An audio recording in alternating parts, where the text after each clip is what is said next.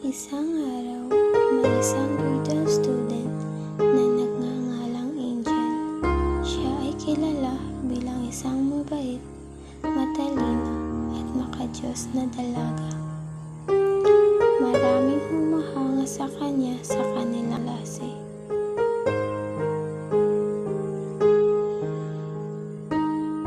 Ngunit,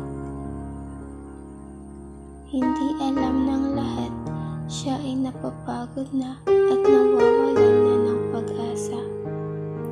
Dahil pagod na siya maging sapat sa kanyang pamilyang mataas ang expectations at nasasakal na siya sa mga trabahong pinapagawa sa kanya araw-araw. Kaya't isang araw, nagplano siyang maglayas.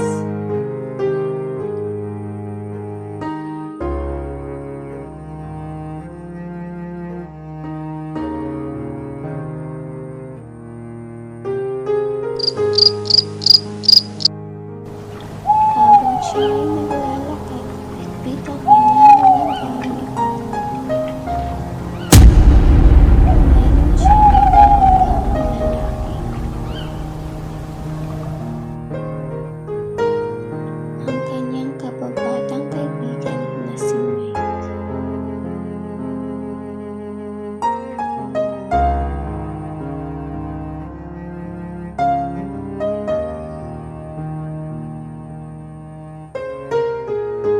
Nagkwentuhan sila sa isang simbahan. Ikwinento ni Angel ang kanyang karanasan at desisyon na maglayas. Ngunit hindi sumang-ayon si Mike. Pinigilan niya ito at meron siyang ikwinento. Alam mo ba, Angel, ang swerte mo. Hindi dahil sa may pamilya ka na ganyan. Pero maswerte ka kahit ganun sila sa'yo. Nakakaya mo. Tulad ng ginawa ni Jesus, kahit ipinakita at pinaramdam niya na sa atin na siya ang anak ng Diyos, hindi pa rin siya pinaniwalaan at pinarusahan pa siya ng tuluyan. Pero kahit ganun, hindi tayo sinubuan ni Jesus at patuloy niya pa rin tayo binibiyayaan at pinapatawad kahit tayo'y makasalanan. Sana, Angel, ganun ka din sa pamilya mo, na kahit feeling mo hindi pa rin sapat lahat ng pinapakita mo, huwag kang sumuko at iparamdam at ipakita kung ano kaya mo at anong meron ka. Naiyak at napindot si Angel sa simbahan. Humingi siya ng tawad sa kanyang naging desisyon at nagpasalamat kay Mike at sa Diyos dahil sa panibagong pag-asa.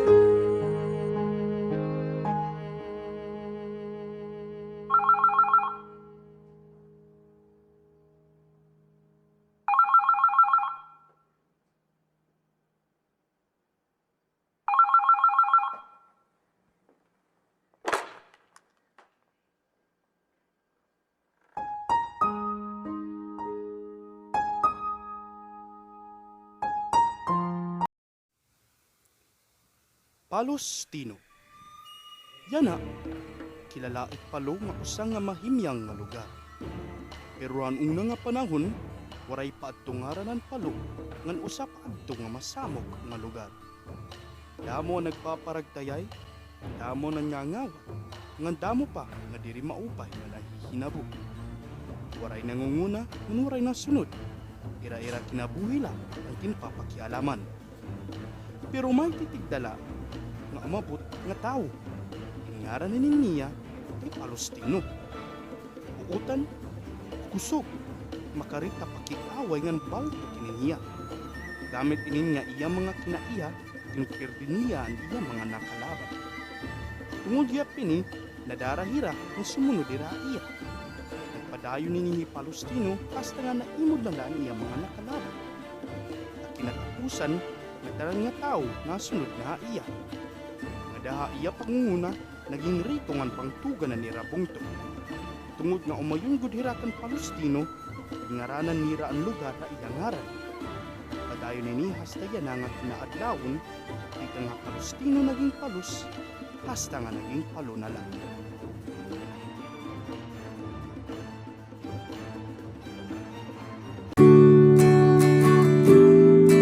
The process of success. This boy named Larry, ninirahan sa bayan ng Palo. Isa siyang determinadong tao, ngunit ang kanyang buhay hindi perpekto. Dahil sa kahirapan, dumating siya sa puntong minamaliit pati ang kanyang kakayahan. Ngunit hindi pa rin matinag ang kanyang dedikasyon na magpatuloy sa pag-aaral. Siya ay nag-aaral ng Bachelor of Science Interior Design. Ang kursong ito ang pinili niyang tahakin sapagkat bata pa lamang siya ang pagdidisenyo at pagguhit ng bahay ang kanyang kinahihiligan. 2017, nagtapos siya sa kursong Bachelor of Science Interior Design at isang taon ang nakalipas nakapasa siya sa board exam.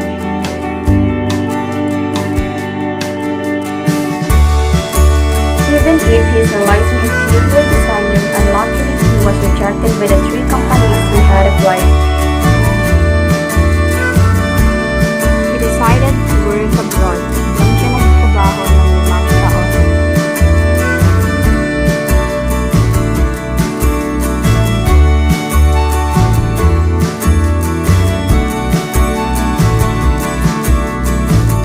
After 5 years, he decided to go back to the Philippines, not to become an employee again, but to become a boss in his own business. He built his own business and luckily it became successful.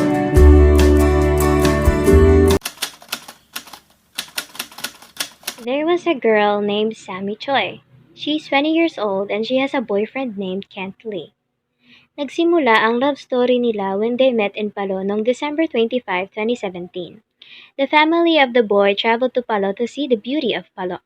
They met accidentally and doon na sila nagkakilala and eventually they became friends. Months passed.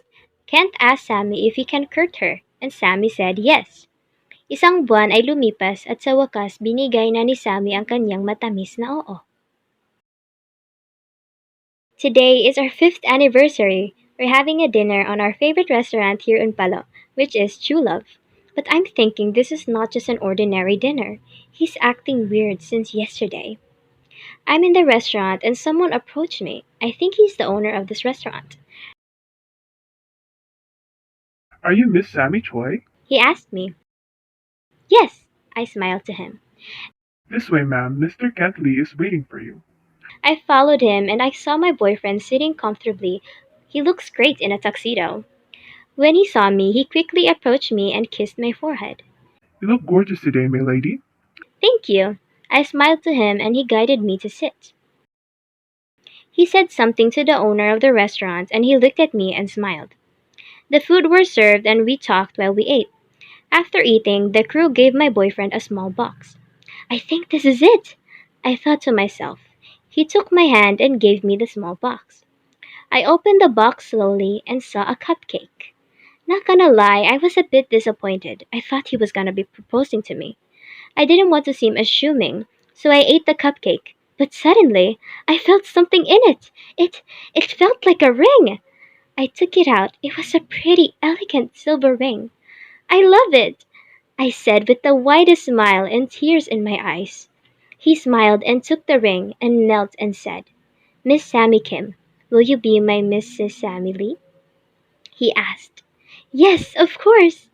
After I said yes, I jumped into his arms. It was the happiest day of my life. Later on, we left the restaurant and I saw an ice cream parlor. I looked at my fiance and gave him the best puppy eyes I could and asked him to buy me some ice cream. He agreed and told me to stay here and went to buy me ice cream. I saw him in the counter paying for the ice cream. He waved at me when crossing the road, and I didn't expect it. There was a truck heading towards him. Yes! But it's too late because the truck already crushed him. I ran towards him and gave him in my arms. Honey, wake up. Don't leave me. Please, please stay with me. I'm begging you. I'm sorry, my lady. I wasn't able to marry you. I hope you live a happy life. was his last words. Don't say that, please. I can't live without you. I tried my best to be strong. People tried to help, and some called the ambulance. The ambulance came, and I went with them while holding his hand. Honey, please stay with me. We're still getting married, right?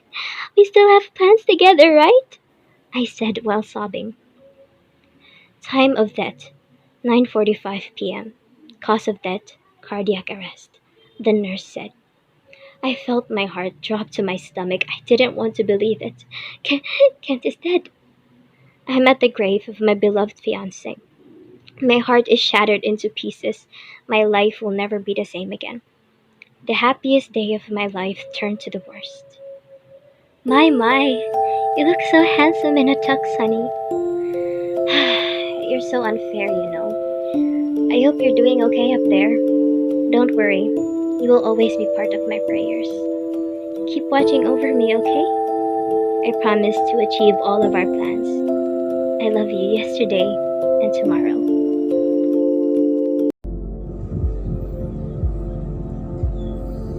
Ang kabataan, ang pag-asa. Ang kabataan, ang pag-asa ng ating bayan. Tayong mga kabataan ang magbibigay ng magandang kinabukasan sa ating bansa. Noong unang panahon, mayroong isang bata na ang pangalan ay Roberto na nakatira sa barangay ng Palo. Siya ay masipag na nag-aaral upang makaahon sa kahirapan. Isang araw nang siya ay nag-iigib ng tubig para sa kanyang pamilya, may nakita siyang isang opisyal na kinukurakot ang kanyang ama at sinasabing nawawala ang kanyang pera. Nagalit siya at sinabi niya sa kanyang sarili na paglaki niya, ipipigil niya ang korupsyon na nangyayari sa kanilang barangay. Kaya siya ay nagpursiging mag-aaral hanggang siya ay makagtapos ng pag-aaral at siya ay tumakbo bilang opisyal ng kanilang barangay. Noong araw ng botosan, sinabi niya sa mga tao ng Palo na kung ako ang iboto niyong maging susunod na opisyal, ipipigil ko ang korupsyon dito sa ating barangay.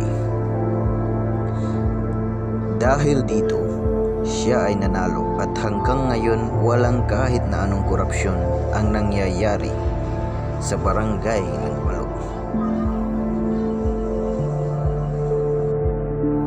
Ang pamagat ng kwento ay Sato. Welcome to Sato Organization. Sa lugar ng Palo ay may isang organisasyon na binubuo ng mga kabataan na nag-oorganisa ng Shadow Arts Organization o mas kilala bilang Sato. Ang Sato ay tumutulong sa kapwa nila kabataan upang makita nito ang kanilang natatagong talento, makapagbigay sila ng kanilang ideya tungkol sa Sato at makapagbigay ng aral sa mga ito.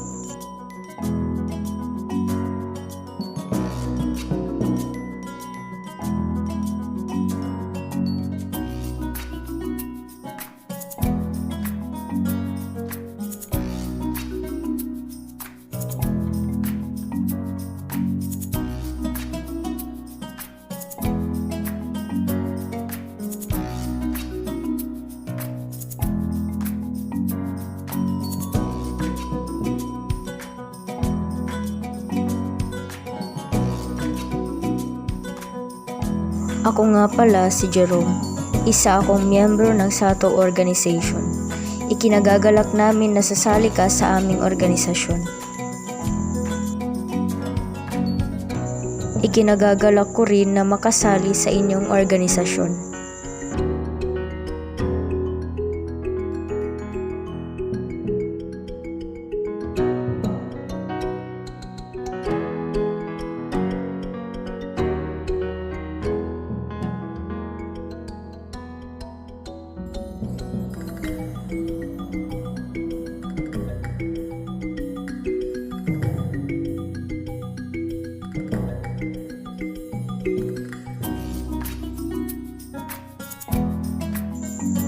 at nagpatuloy ang organisasyon sa pagtuturo sa kapwa nila kabataan.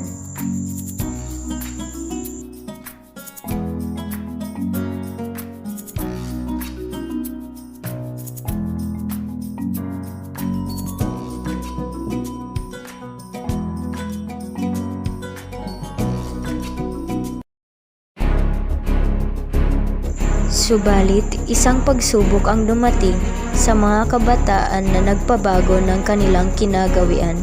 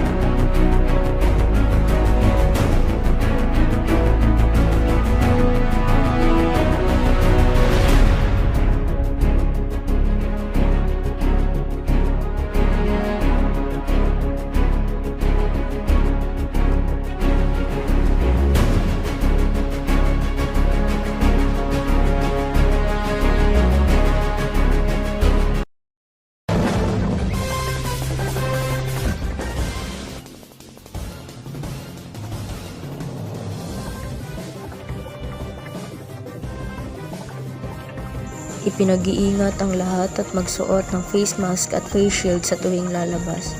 Manatili sa lamang sa loob ng bahay kung walang importanteng lakad dahil kumakalat ngayon ang virus na tinatawag na COVID-19 at marami na po ang namamatay. Kaya wag po muna tayo magkaroon ng social gathering para po sa kaligtasan ng lahat. Salamat.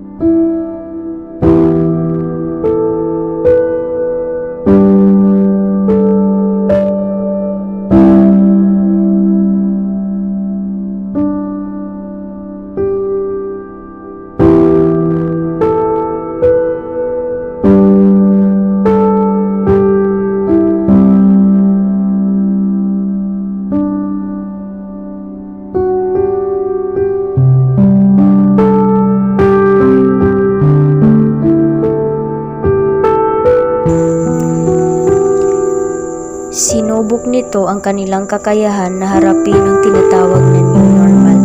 Kaya mas minabuti nila na sumunod sa protocol para sa kaligtasan ng lahat. Ngunit hindi doon nagtatapos ang lahat. Di sila nawalan ng pag-asa na maaari pa rin nilang gawin iyon sa ibang paraan.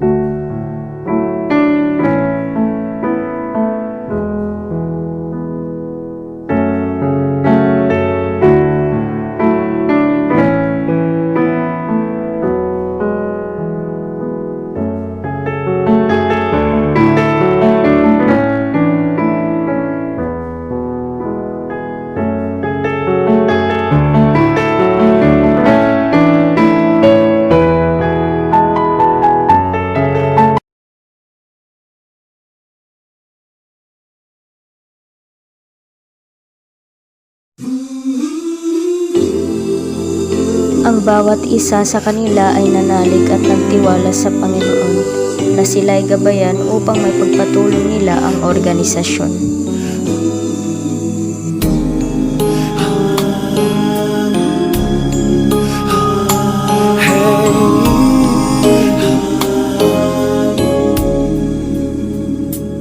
Lead me, Lord. Lead me by the hand and help me face the rising sun. Comfort me through all the pain that life may bring. There's no other hope that I can lean upon. Lead me, Lord. Lead me all my life. Walk by me across the lonely roads that I may face. Take my arms and let your hand show me the way. Show the way to live inside your heart all my days, all my life. You are my light, you're the lamp upon my feet. All the time, my Lord, I need you there. You are my light.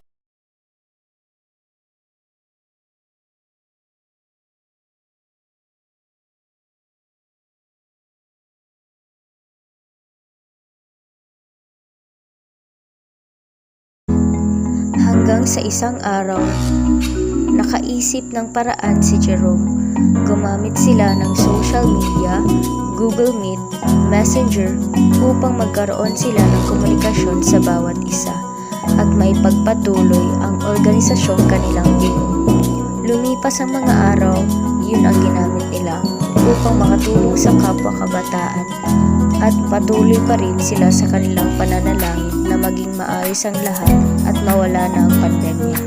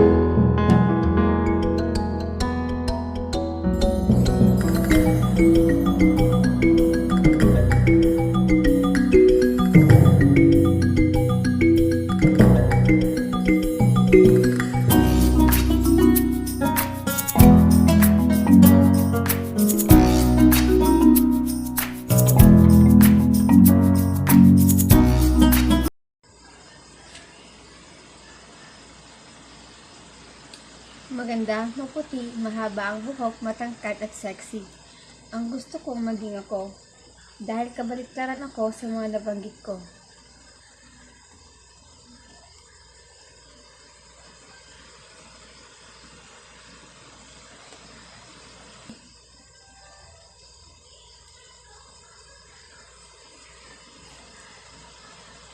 Ako nga pala si Pot V. Batola. Batola po, hindi po patola. Kasi kadalasan, patola po ang tawag sa aming pamilya. May kukwento nga pala ako guys. Tungkol sa personal kong buhay at ngayon na isa na akong cosmetic surgeon. Pero bago ako nakarating dyan, eto ang ilan sa mga nangyari at naranasan ko. Bata pa lang ako, kinukutian ako. Pangit. Pangit. Dahil sa makapal at kulot kong buhok, pangit kong muka, may kong balat, at sa pagiging pangit ko na rin manamit. Naranasan ko ding ipahiya sa maraming tao at tapunan ng tubig dahil sa pandidiri ng mga kaklase ko. Naranasan ko ding pumasok sa school na punit ang damit ko dahil sa pinandidiran ako ng mga kaklase ko. Araw-araw, umiiyak ako at hanggang isang araw, naisipan ko magpakamatay dahil sa depresyon na aking naranasan at sa mga nangyayari sa buhay ko. At di na rin ako pumasok sa school. Pero isang araw, sinabi ko sa sarili ko na di ko hahayaan na maging ganito lang ako. Kita ko sa kanila na di ako pangit, na di ako salot sa lipunan. Bumalik ako sa pag-aaral at di ako nagpa-apekto sa mga sinasabi nila at ginawa ko itong inspirasyon. Nakatapos ako sa pag-aaral na kursong cosmetic surgeon. Pinaganda ko ang sarili ko at ngayon ako na si Pat Venus na may pinag-aralan, maganda, morena at elegante.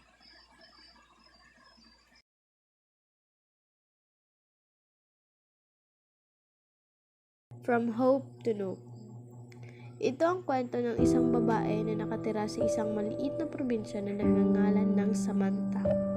Si Samantha ay isang mabait, masipag, masunurin at higit sa lahat, honor student pa siya sa kanilang paaralan. Siya ay grade 11 na ngayon. Nagsusumikap pa siya sa pag-aaral para makapagtapos at para makatulong siya sa kanyang mga magulang. Sila ay kapos sa pera. Ang kanyang ina ay naglalabada at ang kanyang ama naman ay nagtitinda ng mani sa palengke. Ang kanyang mga magulang ay labis na umaasa na makapagtapos si Samantha para makaahon sila sa kahirapan. Lumipas ang isang buwan nang biglang may nabalitaan si Samantha na may kumakalat na virus sa bansa at magkakaroon din ng pag-lockdown at ang buong bayan. Agad niya itong sinabi sa kanyang mga magulang. Ang kanyang mga magulang ay labis na nangamba na baka wala na silang makain dahil sa pandemya. Lahat ng paaralan at opisina ay puro sirado. Wala kang makikitang mga tao sa labas maliban sa mga inutusan magbantay. Ang pamilya ni Samantha ay mas lalo pang naghirap. Kamote na lang ang kanilang hinakain sa isang araw. Lumipas ang ilang araw mula nung nagka-pandemya.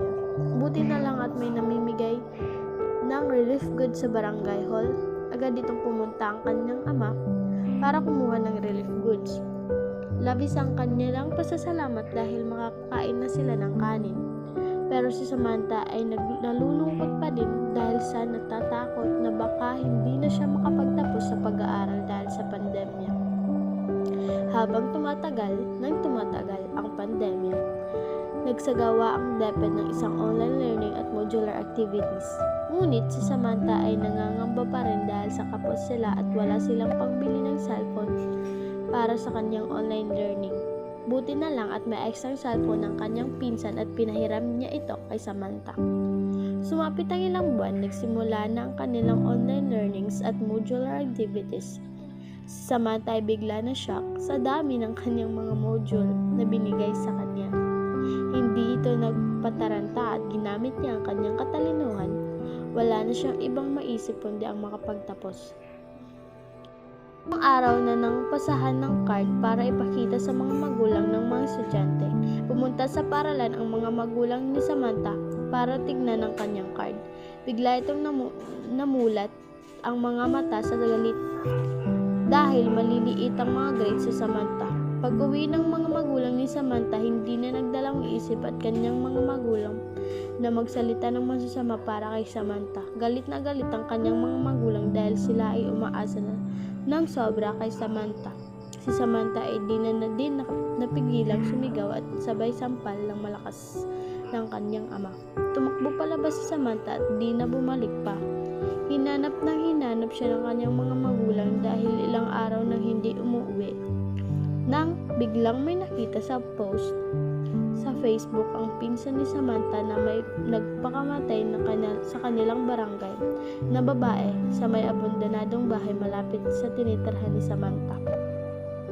Agad niya itong binalita sa mga magulang ni Samantha at dali-dali silang pumunta sa may abandonadong bahay. Pagkapunta nila sa sinasabing lugar, naabutan pa nila ang kamangkay ng isang babae na sinasakay na sa ambulansya.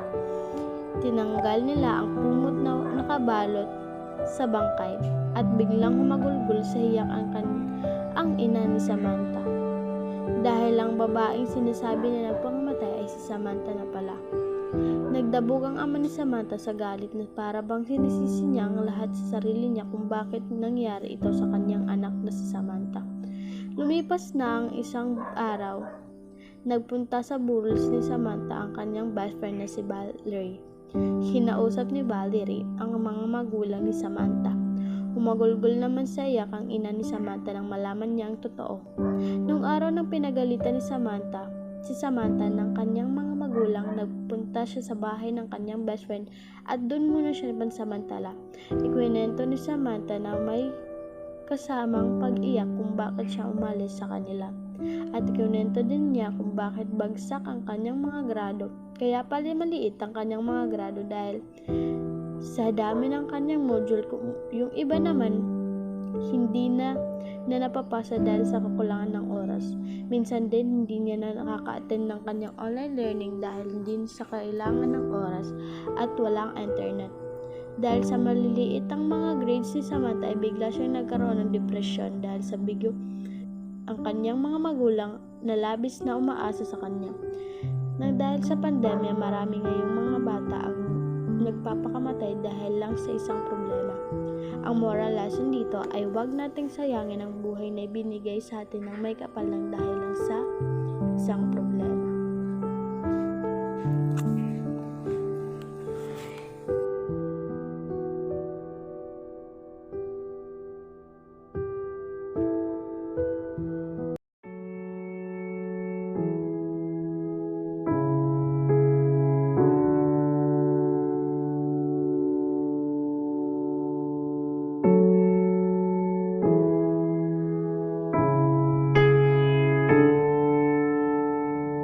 Usa nga organisasyon na ang mga miyembro kay mga kabataan, may dausa nga miyembro na ang ngaran Heroes.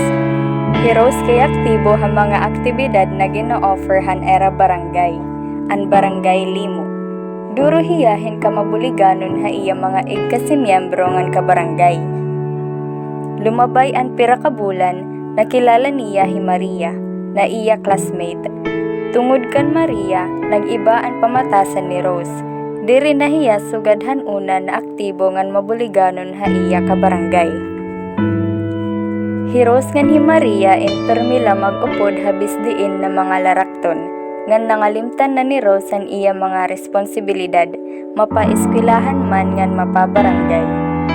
Permila hi Rose sa adto ha mga langyaw, lumabay ang pira ka bulan, nasabtan inihan iya mga kag-anak, ngan ginbinusaan ininira. Nakapanhuna-huna hi Rose nga nagdesisyon hiya nga diri na mag-inupod-upod kan Maria ngan bumalik ha iya mga dati na nakasanayan.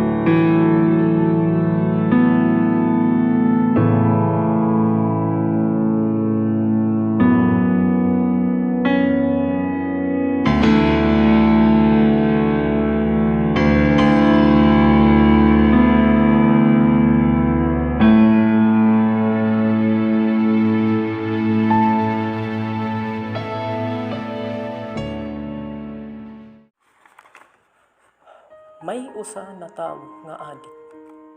Puro nala hiya bisyo. Umabot ang time na warayan hiya hin trabaho. Na warayan gyap hiya hin kwarta. Naging palaboy hasta nagkamayda hiya hin depresyon.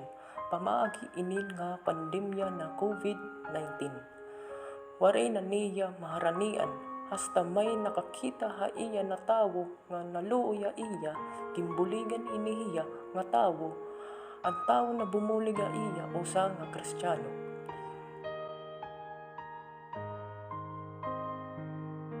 Ginpaukoy inihiya ha era balay, ginpakaon, gintagan hinbado, yehey! Ngan hintagan pan kwarta. Hala! Nagpakiana ini hiya usa nga Kristiyano yakan niya kay ano nim ako ginbuligan kay diri man karpat dapat haakon kay usa ako nga adik na tawo.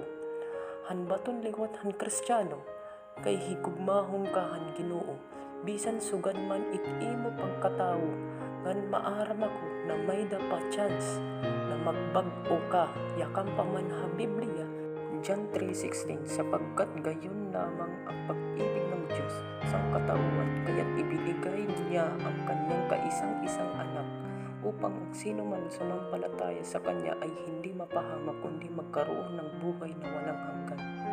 Kauman niya anto pagkabatihan baton nga Kristiyano dito niya na-realize na may dapangayan niya pag-asa nga paglaog na magbag-o it iya kinabuhi. Umaro iya himpasaylo ha Ginoo. Tungod han Kristiyano na buligan hiya magbag-o ngan handatin niya ginbubuhat nga kamarautan di na niya ginbubuhat. Yakam pa man ha 2 Corinto chapter 5 verse 17 kaya't kung nakipag-isa na kay Kristo ang isang tao, isa na siyang bagong nilalang. Wala na ang dati niyang pagkatao, sa halip ito napalitan ng bago. Dida magtatapos ang istorya, ang faith and hope.